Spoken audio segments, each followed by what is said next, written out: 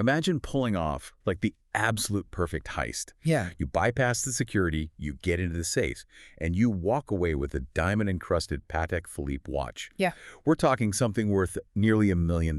Oh, wow. Right? So you are rich. You are totally in the clear. And then, when it is time to fence the stolen goods and turn that watch into cold, hard cash, you leave a photocopy of your actual government-issued ID with the guy you're trying to sell it to. Honestly, it's almost too incompetent to believe. You pull off this high-stakes, basically cinematic burglary, and then you just voluntarily hand the police your name, your photo, and your home address on a silver platter. Yeah, and that's exactly what we're getting into today. Welcome to this deep dive. So we are looking at a truly wild stack of sources today. You really are. Yeah, we've got reports from the Korea Times, Chosun Biz, Alkpop, Koreaboo, SBS News, and Sport Chosun, plus some background from Wikipedia. And our mission today is to pull apart this bizarre true crime story involving a famous South Korean rapper and his stolen diamond watch. But, you know, this single crime is actually the thread that unravels a much larger, genuinely terrifying trend. Absolutely. We are looking at the unexpected dangers of the reality TV home reveal culture and how the entertainment industry is accidentally handing out architectural blueprints to predators. Okay, let's unpack this. So to really understand the sheer scale of the blunder here, we have to look at the victim and we have to look at the prize. Right. The victim is Simon Dominic. And for those who might not be deeply embedded in the Korean entertainment world, Simon Dominic is absolute royalty in the Korean hip-hop scene. He really is. He is one of those artists who, fought his way up from the underground battle rap circuits back in the early 2000s to become this massive mainstream superstar. Yeah, he co-founded labels. He judged the country's biggest rap competition shows. Exactly. And like a lot of guys who build an empire from scratch, his watch collection is essentially how he keeps score. Yeah, and he was incredibly open about this in a 2020 GQ Korea interview. He talked about his evolution, I guess. Like when he first started seeing real money, he bought Rolexes. Sure. The classic choice. Right. But as his status grew, he felt the need to level up, as he put it. He moved into the ultra-exclusive tier of horology. We're talking brands like Richard Mille, Audemars Piguet, and Patek Philippe. Which brings us to the stolen item in question. The thieves didn't just grab any watch. They took a fully diamond-encrusted Patek Philippe Nautilus, specifically model 519. Oh, that is a serious piece. It really is. According to the luxury watch market reports in our sources, this single piece of jewelry is valued between 700 million and 1.3 billion Korean won. That is insane. Yeah, we are talking roughly 500,000 to 860,000 US dollars. Just fasten to your wrist. And see, here is the mechanical flaw in the thief's master plan. A watch like that is not a liquid asset. It is basically a serial numbered disco ball. A disco ball. I love that.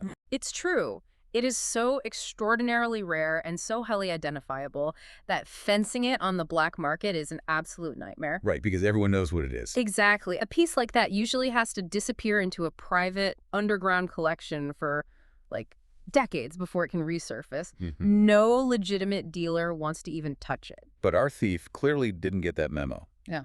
They decided to consign the watch, meaning they handed it over to a third-party luxury watch shop to sell on their behalf. And this is the best part. I know. Out of all the dealers in South Korea, they'd choose a shop that Simon Dominic himself actually frequents. That's like stealing the Mona Lisa and trying to fence it at the Louvre's gift shop. It really is. The coincidence is just staggering. And, the house of cards totally collapses when a friend of Simon Dominic's, who actually happens to own the exact same incredibly rare model of watch, walks into this specific shop to browse. You cannot make this up. You can't. He sees this fully diamond-encrusted Nautilus sitting right there in the display case, recognizes the distinct modifications, and immediately tips Simon off.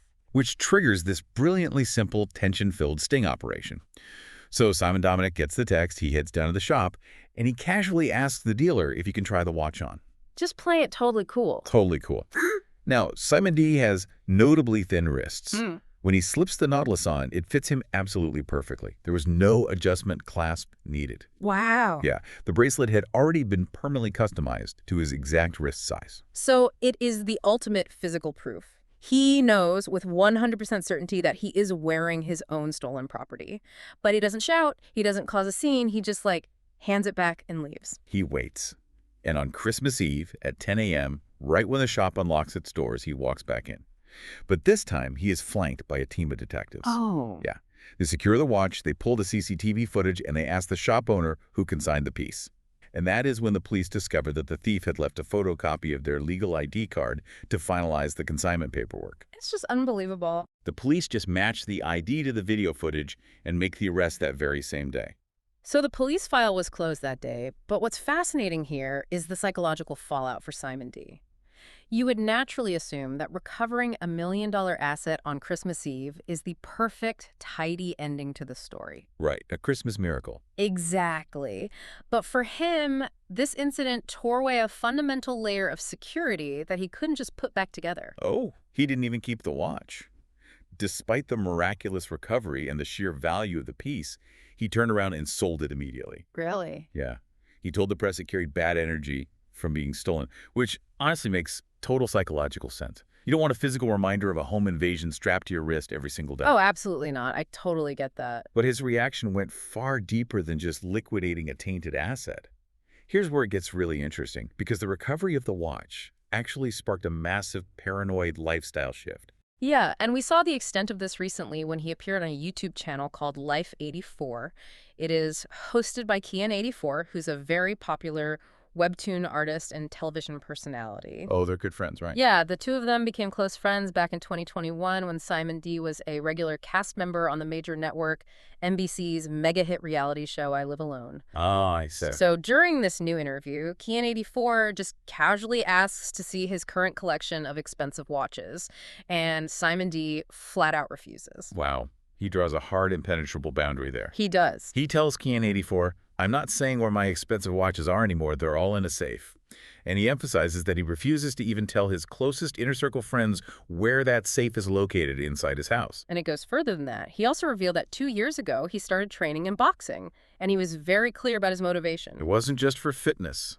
No, it wasn't for cardio. He explicitly stated that he took up combat sports because he realized that if he ever came face to face with an intruder in his own hallway, he needed to be physically capable of defending his life. Man, that is heavy. And Kian84 actually pushes back on that a bit during the interview. He says, "But what if you confronted them and got stabbed?" That's a terrifying thought. It is, and Simon D just nods. He acknowledges how terrifying that reality is. He knows a right hook doesn't stop a knife, which led to his most drastic, permanent choice. He has initiated a total media blackout inside his residence. He completely refuses to allow cameras inside his home ever again. None at all. None. Even that YouTube interview, any background elements that could potentially identify his location or the layout of the room were heavily blurred out in post-production. Which is a massive pivot for a celebrity of his stature in South Korea. I mean, his mainstream household name persona was largely built on the observational reality genre. Shows like I Live Alone are designed to follow celebrities around their private spaces from the moment they wake up. He used to showcase his daily routines, his custom furniture, his high-end collections. Now, the door is deadbolted and the blinds are drawn. I hear that, but let's be brutally honest for a second, just to play devil's advocate. Sure. These celebrities are cashing massive checks for these reality shows. They invite the cameras in, they use the exposure to secure brand deals, and they leverage that vulnerability to boost their album sales or trauma ratings. That's true. It's highly lucrative. Right. So isn't trading a chunk of your privacy for a penthouse just the modern accepted cost of fame? I mean, you can't invite millions of people into your living room and then be shocked when they know what your sofa looks like. Well, if we connect this to the bigger picture, we have to look at how these shows are actually produced because it goes far beyond just showing off a sofa. What do you mean? Television networks aren't just capturing an aesthetic. They are essentially negligently broadcasting highly detailed security schematics. Think about the mechanics of a show like I Live Alone or the KBS network's hit Star's Top Recipe at Funstrong. Okay. The camera crews don't just follow the star with a handheld lens. Before the celebrity even wakes up, the production team installs dozens of fixed remote-controlled cameras in the upper corners of every single room. Right, they rig the whole house like a casino. Exactly. They use ultra-wide-angle lenses to capture the entire floor plan. The broadcast ends up showing the exact spatial relationship between the front door, the bedroom, and the safe. Oh, wow. I didn't think about that. Yeah, they show the specific brand of electronic keypad on the front door. They broadcast the view out the living room window, which allows internet sleuths to use mapping software to triangulate the exact building and floor number. They are literally doing the casing for the burglars. It is an architectural digest for predators. Mm-hmm. And, when you look at the timeline in our sources, you see this terrifying escalation. Yes, you really do. It starts with opportunistic theft.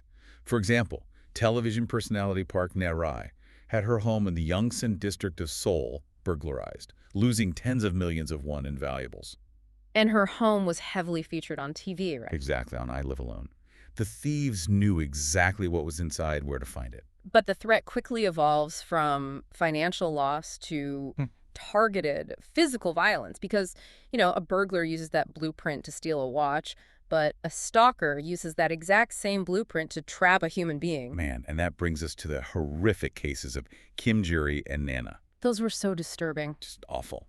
In May, actress Kim Ji was targeted by a man in his 40s, identified in the police reports as Mr. A. He didn't just break in to grab a laptop. He illegally entered her home, ambushed her and her roommate, physically assaulted them, bound them, and demanded 30 million won. Gosh, that's a nightmare. Kim Ji only survived because she managed a desperate, barefoot escape to flag down a passerby. And the most chilling detail to emerge from the police investigation, Mr. A explicitly confessed how he planned the attack. How did he do it? He didn't stake out her house from a parked car. He sat on his couch and studied a 2022 broadcast of Star's top recipe at Funstron. Wait, really? Yes. He used the network's high-definition multi-angle footage to scout her home's layout, locate the entry points, and determine exactly where he could corner her. He used a cooking show to plan a violent home invasion. That is sickening. And the exact same methodology was used just months later in November against the singer and actress Nana. Another terrible case. Yeah, a man in his 30s, Mr. B, systematically tracked her location. He pieced together clues from the building exteriors and room layouts shown in her past variety show appearances and social media posts. So he knew exactly what he was walking into. He knew the terrain before he ever set foot on the property. He broke in while Nana and her mother were home, armed with a weapon. He stabbed Nana, causing injuries that required 4 weeks of medical treatment, and he fractured her mother's bone with a blunt object. This is what I mean. These aren't random crimes of opportunity. These are highly premeditated attacks facilitated by a media ecosystem that prioritizes intimate access over physical safety. Right. The networks are unintentionally arming predators with the intelligence they need to bypass security and execute violent crimes. Which perfectly explains why Simon Dominic would rather blur out his entire background than ever show his hallway on camera again. Definitely. But the vulnerability created by these broadcasts isn't just attracting professional thieves and violent attackers. It is also completely warping the psychological boundaries for regular everyday people. It is turning so-called fans into brazen trespassers. And this dives right into the core psychology of parasocial relationships. Tell me more about that. Well, a parasocial relationship is a one-sided bond where a viewer invests emotional energy, time, and interest into a media figure who doesn't even know they exist. But the human brain isn't naturally wired to understand the concept of broadcasting. That makes sense. Yeah, when a viewer watches a celebrity making coffee in their kitchen every single Friday night on television, it feels like a genuine, intimate interaction. It's like the TV screen acts as a one-way mirror. Yeah. The audience starts to believe they're looking through a window into a friend's house, completely forgetting the person on the other side didn't invite them over, and in fact, can't even see them. Precisely. Because they're consistently invited into that space via a screen, they subconsciously begin to feel entitled to that space in physical reality. The boundary between public consumption and private property completely dissolves. And we saw exactly how this plays out with top model Hye-jin. She has this beautiful, idyllic country home in Hongxian, which she featured extensively on her personal YouTube channel. Right, I saw those videos. Yeah, it was meant to be a peaceful retreat. But she recently shared a story that is straight out of a psychological thriller. She had just finished taking a shower. She is inside her private home, drying her hair, feeling completely relaxed, and she hears a car door slam outside. She looks out the window to find a middle-aged couple just wandering around her private yard, peering into her windows. And the most revealing part of that story is how the intruders reacted when they were caught. They didn't care, did they? Not at all. When Hye-jin confronted them and told them they were trespassing on private property, they didn't panic or apologize. They actually guilt-tripped her. Are you serious? Yeah, they said, "We're never watching TV again," and stormed off, leaving her feeling scared and depressed in her own home. They literally played the victim. They felt completely entitled to wander around her yard while she was in the shower because they consumed her YouTube content. It's completely twisted. It is. She has since had to build massive fences and install dozens of CCTV cameras just to feel safe walking from her bedroom to her kitchen. And unfortunately, she is not an isolated case. Look at the iconic singer Lee Hyori and her husband Lee Sang-soon. Back in 2017, they agreed to film a show called Hyori's Homestay at their private residence on Jeju Island. Oh, that was a huge show. It was a massive cultural phenomenon. The premise was opening their home to selected guests, and it was praised for being really healing and relaxing. But the real-world aftermath for the couple was a living nightmare. Their private sanctuary effectively became a public theme park. Lee Sang soon described the sheer chaos of it. He said tourists would literally stack up outside their property, peering over their private stone walls with selfie sticks to try and get a picture. That sounds exhausting. It gets worse. Complete strangers would constantly ring the doorbell just to see if they would answer, which triggered their security alarms and sent their dogs into a frenzy all day long. They couldn't even walk out their own front door without checking their security feeds first to see if a mob was waiting to ambush them. Comedian Kim Suk experienced the exact same phenomenon. She renovated her own Jeju vacation home on a TVN network show called Unpredictable. Almost instantly, her house was added to unofficial tourist routes. You're kidding. Nope. She reported having 10 different groups of tourists show up at her property within a 5 to 10 minute window. Imagine trying to enjoy your weekend getaway and having busloads of people treating your living room window like an interactive zoo exhibit. It is absolute madness. And it all stems from that same mechanical failure, broadcasting the intimate details of a private space to an audience that doesn't understand boundaries. This raises an important question about the ethical and legal responsibilities of television producers and digital platforms. As the real-world consequences of these home reveals become increasingly severe, ranging from extreme psychological distress to life-threatening physical violence, should networks be required to fundamentally change how they operate? I mean, they have to, right? You'd think so. Should it become an industry standard or even a legal mandate to digitally alter floor plans, blur out window views, and intentionally hide security layouts to protect the very stars they're profiting from? It seems like an absolute necessity at this point. If a workplace is inherently unsafe, the employer is legally obligated to fix it. And for these celebrities, when the cameras roll, their home temporarily becomes their workplace. Very true. If the networks refuse to protect them, the celebrities are going to have to do exactly what Simon Dominic did and just pull the plug entirely. Which ultimately damages the network's bottom line because the observational reality genre is one of the most reliable and profitable formats in South Korean television right now. It's huge money. It is. So if the stars refuse to participate out of a genuine, documented fear for their lives, the entire ecosystem collapses.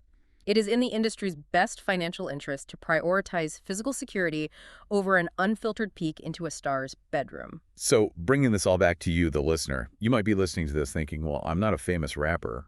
I don't have $1 million diamond Patek Philippe sitting in a hidden safe. Yeah. And I don't have camera crews rigging my ceiling. Yeah. This doesn't really apply to me. But it does. Yes. I want you to stop and think about your own digital footprint for a second. Because the scale of the audience might be different, but the mechanism of exposure is exactly the same. What are you inadvertently broadcasting to the world every single day? When you post that Instagram story showing off your new living room setup, are you also panning past the front door and showing exactly what kind of deadbolt you use? That happens all the time. It does. Or when you film a TikTok complaining about your morning commute, are you establishing a highly predictable public timeline of exactly when your house sits completely empty? Yep. Are you posting photos of your children playing in the front yard that clearly capture your house numbers and the specific street signs at your intersection? We all act as our own personal broadcasting networks now. We are all the executive producers of our own mini home reveals every time we hit post. So true. And just like the massive television networks, we rarely stop to consider who is consuming that content or what specific, actionable intelligence they might be extracting from the background of our videos. The illusion of safety we feel when sitting behind a screen can make us incredibly careless with our physical reality. It really is a blind spot for almost all of us. And as we wrap up this deep dive, I want to leave you with a final thought to chew on. something we haven't explicitly touched on yet, but that builds directly on the mechanics of this terrifying trend. Okay, what is it? Right now, criminals and stalkers have to put in a fair amount of manual effort. They have to pause a YouTube video, sketch out a floor plan on a piece of paper, or scour Google Earth to match a window view to a building exterior. Yes, the current threat model still requires active human observation, deduction, and, a bit of guesswork. But look at the technology that is rapidly becoming mainstream. We are entering an era of advanced virtual reality, artificial intelligence, and highly sophisticated 3D spatial mapping. Oh, wow. Tools that are now easily accessible to the average person right on their smartphone. As these technologies evolve, will future home reveal content, or even just a standard real estate listing of your neighbor's house, inadvertently give absolutely anyone the power to digitally reconstruct an entire physical space with terrifying accuracy? It is a chilling prospect. Will a stalker be able to put on a VR headset, feed your social media clips into an AI mapping program, and virtually step into your living room? They could practice the exact route from your front door to your bedroom before ever setting foot on your street. If anyone, anywhere, can digitally map your private sanctuary by scraping a few casual video clips off your feed, does the fundamental concept of traditional physical privacy become entirely obsolete? We started this conversation talking about that profound sense of control you get when you pull the curtains and lock your front door at night. But the reality is, if your life is lived online, that deadbolt might just be a heavy piece of metal guarding an illusion. You might have already handed out the blueprints. Thanks for joining us on this deep dive. Stay curious and maybe take a much closer look at what is lurking in the background of your next post.